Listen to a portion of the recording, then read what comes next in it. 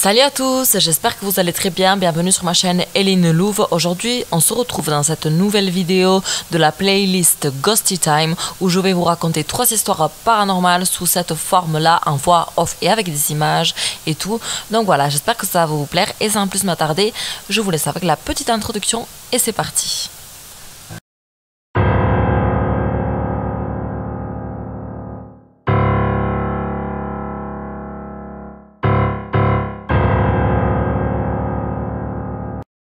Alors, la première histoire, Cornelia Bandy. En avril 1731, après un dîner en bonne compagnie, la comtesse Bandy se retire dans ses appartements. Ses domestiques la retrouvent le lendemain entièrement calcinée, hormis les jambes et une partie de la tête. Le plancher de sa chambre est souillé de grosses taches d'aspect gluant et un liquide jaunâtre à l'odeur écœurante coule le long de la fenêtre. Les meubles sont recouverts de suie. Nul ne comprend comment cela a pu arriver. Le magistrat conclut finalement qu'un feu a dû se déclarer dans la poitrine de la comtesse. C'est le premier cas de combustion spontanée humaine recensé au monde.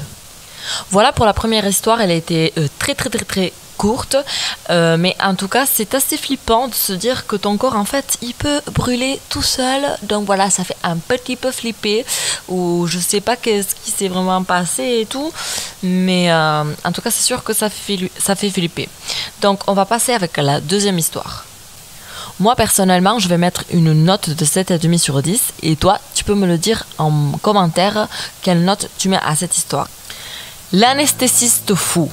L'homme serait grand, entièrement habillé de noir et coiffé d'un chapeau noir.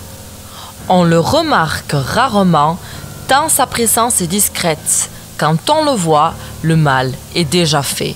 Les personnes visées sentent d'abord une odeur désagréable, puis la nausée les gagne. Leur gorge se serre, leur visage gonfle. Certains se sentent même paralysés. Le gaz utilisé n'a jamais été identifié, mais les victimes sont nombreuses. Pour certains psychologues, il s'agit d'un cas d'hystérie collective. Voilà pour la deuxième histoire de cette vidéo, et puis elle est très courte, j'ai l'impression que ces 3 histoires vont être très courtes, donc voilà. Ça a l'air assez fou comme ça, mais bon, je suis pas très fan. C'est sûr qu'il a pété une durite le mec et tout, mais en tout cas je vais mettre une note de 7 sur 10 parce que je préfère moins que l'autre, voilà. On va passer avec la troisième histoire de cette vidéo et la dernière de cette vidéo. Observation capitale. Rares sont les signalements d'OVNI dans la capitale. Ceci à cause de la pollution lumineuse et du trafic déjà dense. J'ai l'impression que dans ce petit livre, dans cette petite agenda calendrier et tout, comme vous voulez dire, il y a beaucoup de trucs en fait sur les soucoupes volantes, sur les ovnis et tout. Voilà, on passe avec la suite. Néanmoins, cela arrive parfois, comme c'est le cas ce 7 septembre 1997. Il est 1h43 du matin, quand le témoin sort sur son balcon pour prendre l'air. L'objet est triangulaire. Il avance en flottant dans l'air en projetant autour de lui 2 faisceaux lumineux bleus et verts. Le témoin saisit aussitôt son appareil photo, mais il ressent comme des vibrations dans tout le corps et son appareil refuse de fonctionner.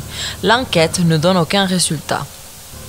Voilà pour la troisième et dernière histoire de cette vidéo. Encore une fois, je l'ai trouvée super courte et je n'ai pas non plus accroché énormément. Je les avais déjà lus ces 3-là.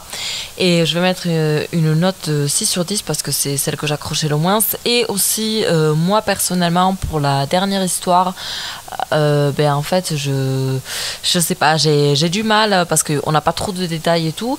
Et en fait, pour moi, soit le mec il a pris quelque chose d'illicite ou alors il était pas bien, il était endormi ou quoi, et il a eu des hallucinations ou autre et tout, c'est pour ça qu'il tremblait et tout, et voilà, et son appareil photo cessait de fonctionner tout simplement. Donc voilà, personnellement pour ma part, cette vidéo est déjà terminée, elle va être très courte comparée aux autres.